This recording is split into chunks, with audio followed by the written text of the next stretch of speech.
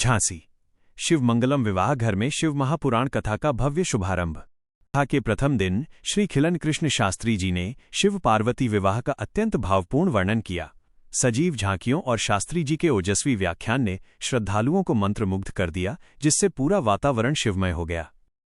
विशिष्ट अतिथियों की गरिमामयी उपस्थिति।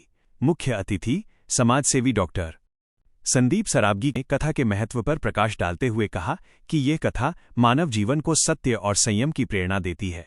मुख्य यजमान श्रीमती कल्पना तिवारी एवं संजीव तिवारी ने विधि विधान से पूजन और आरती संपन्न कराई। संचालन कार्यक्रम का सफल संचालन सूरज विश्वकर्मा द्वारा किया गया।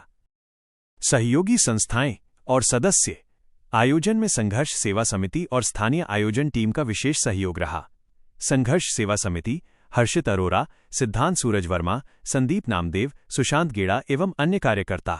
आयोजन टीम नीरज साहू, धीरू तिवारी, रविंद्र झा, सुरेंद्र झा, पवन सोनी, विजेंद्र लाटिया और अन्य गणमान्य श्रद्धालु। विशेष संदेश डॉक्टर संदीप सराबगी के अनुसार ऐसे आयोजनों से न केवल मन की शुद्धि होती है, बल्कि जीवन में सकारात्मक ऊर्जा का संचार भी होता है। वंदन अभिनंदन करते हैं, क्योंकि बहुत पुण्य किए हम लोगों ने जो सनातन धर्म में जन्म लिए।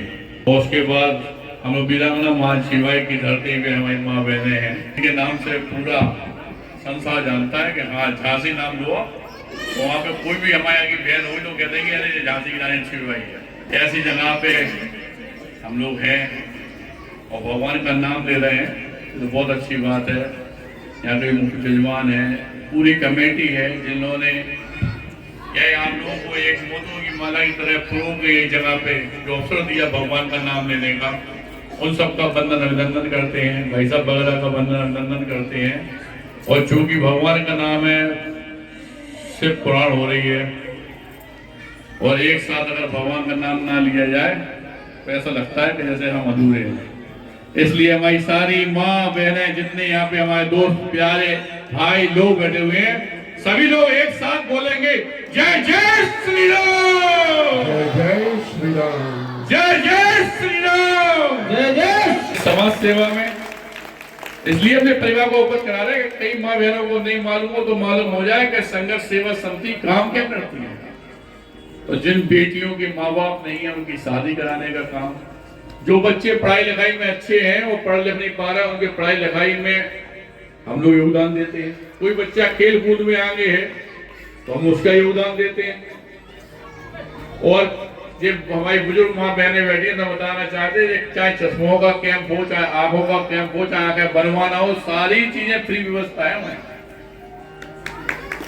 आप लोग एक बार आके संघर्ष सेवा समिति में हमारे साथ में बात करिएगा, किसी को कोई जरूरत होती है। और यहाँ की जो टीम है जिसने आज गुरु जी को बुलाया है, उस पूरी टीम से भी कहना चाहते हैं कि अगर वो चाहे तो इसी आंगन में अपन लोग एक अगला आइस कैंप लगा दें, जिसमें हमारी सब माँ बहनें हों। किसी के घर में कोई दिक्कत हो तो वो पूरी हो जाए।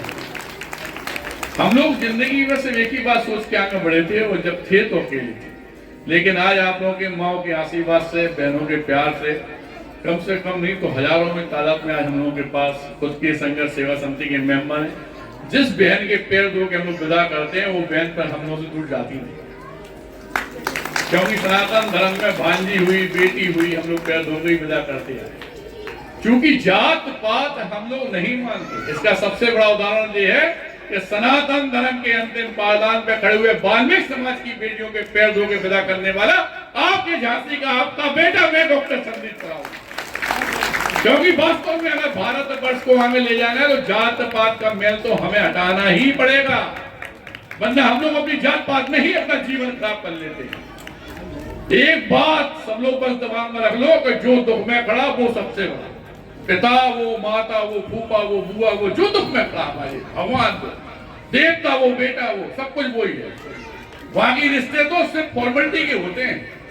और अगर वास्तव में आप लोग इस दुख में अगर कोई आदमी खड़ा है, वो आप अगर उसका साथ दे रहे हो तो इस बात का यकीन मानना कि आपके अंदर जो प्रेरणा अपने आप आएगी कि जब सही हो जाओगे कि हमें भी किसी का साथ देना। और इस प्रेरणा में ही भगवान है। भगवान एक मंदिर में नहीं मिलते, लेकिन जब हम किसी बेटी के पैर धोकर विदा करते हैं, यकीन मानो ईश्वर जगदम्बा भगवान वहीं पे विचरण करने लगते हैं। कईयों बार हम खड़े हुए हमारे। इसलिए क्योंकि हम लोग अपना जीवन समर्पित कर चुके समाज सेवा में, इसलिए अपनी सभी माँ बहनों को यही बताना चाहते हैं, कोई कष्ट हो रहे हैं एक बार घर के भैया को जरूर याद करो, घर के बेटा को जरूर याद करो, और धन्यवाद करना चाहते हैं सभी लोगों को।